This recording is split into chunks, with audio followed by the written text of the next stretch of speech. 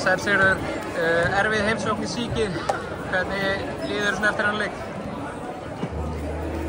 Mér líður bara vel persónulega, en leikurinn var lélegur eins og þetta segja sennilega.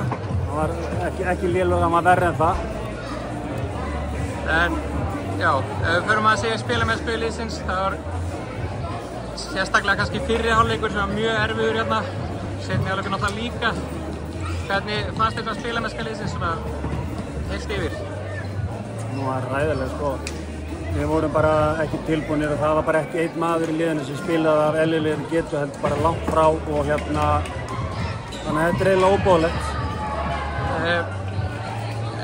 Byrjum bara á fyrsta leikhluta, það var skotnýtingin var frekar svona léleg fyrstu, já, bara alla leikhlutan nánast. Heldur að það hefur farið eitthvað í sálarlífi á leikmönnum? Þetta eru allt menn sem stæra sig að vera mikla þryggjastæðaskiptur og ég held við erum komið 20 skot árið neitt var onni og það er náttúrulega fyrir liðið eins og okkur ekki hægt.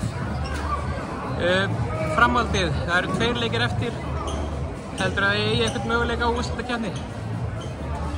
Já, það er möguleika en ekki náttúrulega með svona spilamennsku, en við spilum bara 1 leik í einu og það er næsti leikur eftir viku og hérna við tökum á honum fyrir að þarf að kynast. Takk fyrir. Takk.